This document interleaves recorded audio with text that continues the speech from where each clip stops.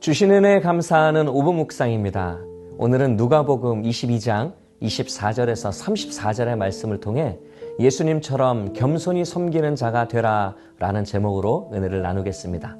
사람의 마음은 주는 것보다 받는 것을 더 좋아합니다. 대접하는 것보다 대접받는 것을 훨씬 더 좋아하죠. 이것이 사람의 속마음입니다. 그런데 이 땅 위에 인간으로 오신 예수님은 다릅니다. 예수님은 우리에게 왜 겸손히 섬기라고 말씀하시는지에 대해서 우리 함께 성경을 통해 살펴보기를 원합니다. 내용 관찰 첫 번째 질문입니다. 예수님의 제자들 가운데 어떤 다툼이 일어납니까?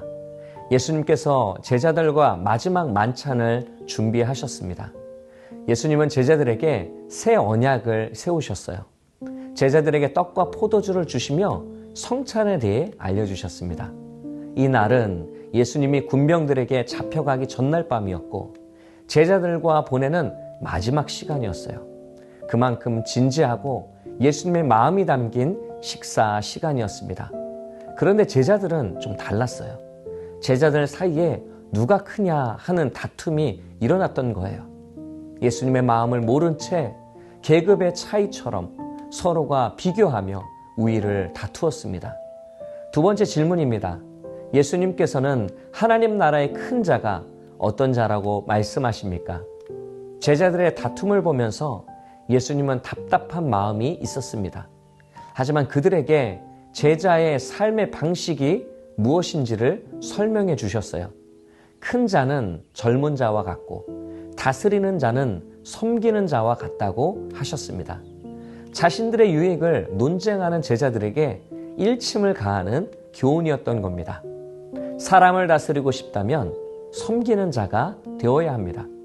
이 세상의 논리를 보면 지배하는 자를 큰 자로 생각하고 앉아서 대접받는 자를 높은 자로 생각합니다. 그러나 하나님의 나라에서는 낮은 자리에서 겸손히 섬기는 자가 아주 큰 자라고 말씀하시는 겁니다. 연구와 묵상입니다. 예수님께서는 왜 제자들에게 세상의 방식과 다른 섬기는 자의 모습을 말씀하십니까?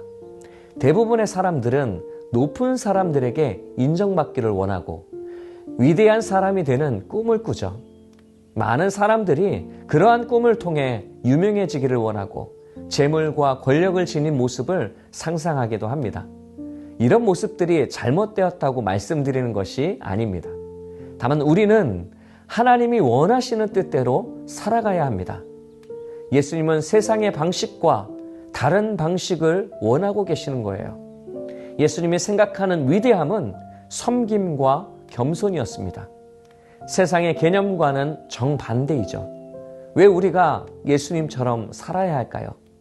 예수님은 우리를 구원하기 위해서 이 땅에 육신으로 오셨기 때문입니다. 성육신, 예수님이 육신을 입고 이 땅 가운데 온 것 자체가 낮아지심이고 겸손이고 섬김이었던 거예요. 예수님이 몸소 보여주신 섬김의 모습처럼 우리도 섬기는 사람이 되기를 간절히 원합니다. 느낀 점입니다. 섬김의 본을 직접 보이신 예수님께서 제자들에게도 12지파를 섬기라고 하신 말씀을 보며 무엇을 느낍니까? 제자들이 12지파를 섬기라고 하신 말씀은 나중에 교회를 다스리게 될 것이라는 의미입니다. 교회는 하나님의 계획 속에서 아주 중요한 위치를 차지하고 있습니다.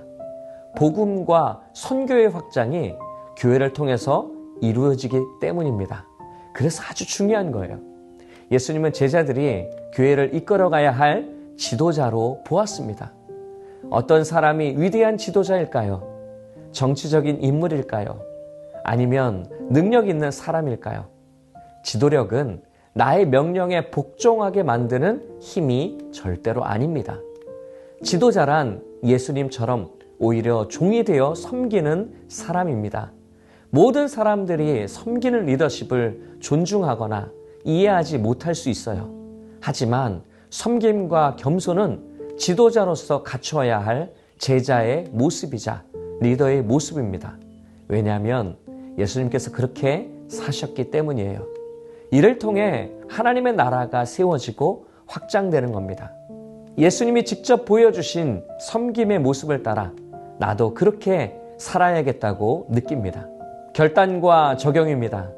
나는 가정과 직장, 삶의 현장에서 예수님의 제자로서 어떤 태도로 살아가고 있습니까? 주님을 본받아 동역자를 위해 중보하며 겸손히 섬기는 제자가 되기 위해 무엇을 실천하겠습니까? 어떤 리더십을 가지고 있느냐에 따라서 공동체의 분위기와 성향이 달라집니다. 리더의 태도와 모습을 통해 공동체의 방향이 결정되어지는 거예요. 그런 점으로 볼 때 말씀대로 사는 사람은 사람들의 시선 때문에 영향을 받지 않습니다. 사람의 방법을 따라가지 않는 거예요. 사람들에게 인정받기 위해서, 사람들이 자신을 따르도록 하기 위해서 힘쓰기보다 한 영혼의 생명을 위해 낮아지며 섬기는 겁니다. 진리의 말씀은 영원하기 때문에 이것을 믿는 거예요. 예수님의 참 제자라면 더 나은 지위를 추구하지 않습니다. 오직 섬김을 추구하는 겁니다. 지위를 누리고 싶고 더 높은 곳으로 올라가기 위해서 타인을 무너뜨리지 않습니다. 대가를 바라거나 요구하지 않는 거예요. 타인의 필요를 아낌없이 돌아보는 삶의 태도를 갖는다라는 겁니다. 섬기는 제자가 되기 위해서는 이런 모습들이 필요합니다. 가정에서는 설거지와 음식물 쓰레기 처리하는 것, 바닥 물 청소하는 것 등으로 섬기는 모습이 필요하겠죠. 직장에서는 굳은 일은 먼저 앞장서고 자신의 일을 타인에게 넘기지 않는 그런 책임감 있는 모습이 필요하겠죠. 이런 것처럼 어느 곳에서든 먼저 움직이고 먼저 낮아진 자리를 찾아가는 것이 참 제자의 모습이라고 할 수 있습니다. 예수님처럼 섬기는 자로 살아가기를 주의 이름으로 축복합니다. 이 시간 함께 합심하여 기도하기를 원합니다. 오늘 들은 말씀을 위해서 기도할 때 마음 깊은 곳 욕심과 욕망을 내려놓고 겸손히 예수님을 따라 섬기는 하루가 되도록 기도하기를 원합니다. 교회를 위해서 기도할 때 말씀으로 부흥하는 교회, 말씀으로 위로받는 교회, 말씀으로 비상하는 교회가 되게 하셔서 하나님께 칭찬받고 지역사회에 큰 영향을 주는 성문교회가 되도록 기도해 주시기 바랍니다. 마지막으로 담임 목사님을 위해서 기도할 때 날마다 새 힘과 권능을 부어주시고 새 시대의 비전을 보게 하시며 목자의 가슴과 아비의 눈물을 주셔서 성도들을 더욱 깊이 사랑하고 세심하게 돌보는 참된 목자가 될 수 있도록 기도하기를 원합니다. 이와 같은 기도 제목을 놓고 함께 합심하여 기도하겠습니다.